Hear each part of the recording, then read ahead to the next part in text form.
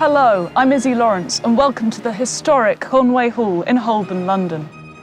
Although built in 1929 at the height of the Art Deco movement in architecture, Conway Hall's history actually dates back to Valentine's Day in 1793, when a group of Baptists started their own society at a building in Parliament Court, Bishopsgate. This society would change and develop to become the last remaining ethical society in the United Kingdom, the Conway Hall Ethical Society. Inside the library of Conway Hall, there are many fascinating artefacts of English culture relating to free thought, humanism, and the battles waged for the principles of universal suffrage and freedom. This table is the writing desk of Richard Carlile, the tireless campaigner for freedom of the press, who was imprisoned for publishing Thomas Paine's Age of Reason, which set out to challenge institutionalised religion in the late 18th century.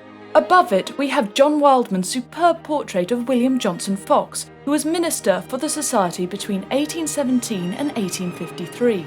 During that time, Fox championed the disenfranchised and was an ardent speaker against Corn Laws, slavery, and the English ruling of Ireland. Fox also supported women's suffrage by campaigning in regard to education for all and for women's rights respecting infant custody, marriage, and divorce. Either side of Fox are the sisters Sarah and Eliza Flower, as well as influencing Fox in regard to women's suffrage and being respected as equals among his literary circle, which included Charles Dickens, John Stuart Mill, and Elizabeth Barrett Browning. The Flower sisters wrote the words and music to the last song played on the Titanic as she was sinking. Another man who stood up for what he believed in was George Jacob Holyoke, who frequently lectured at the Society. He also coined the term secularism and was the last person to be imprisoned for blasphemy in 1842.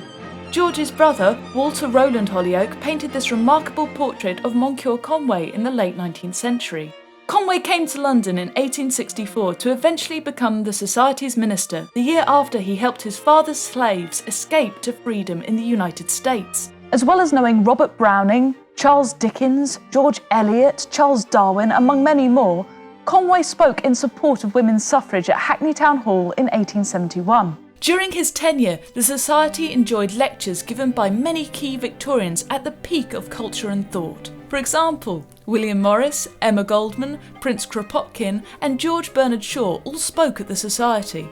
Continuing into the 20th century, the great and the good, such as Bertrand Russell, Sidney Webb, and the suffragettes, Marion Phillips and Marion Holmes, spoke to the Society. However, the big news in 1929 was the arrival of Conway Hall. Designed by architect Herbert Mansford, the new Society's new home would offer a library, various meeting spaces, and a world-class concert venue for up to 400 people.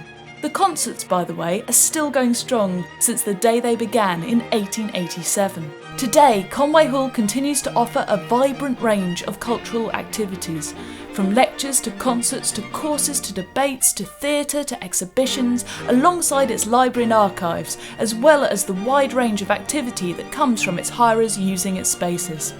So if you need an event space, please contact us. There's literally something for everyone here at Conway Hall.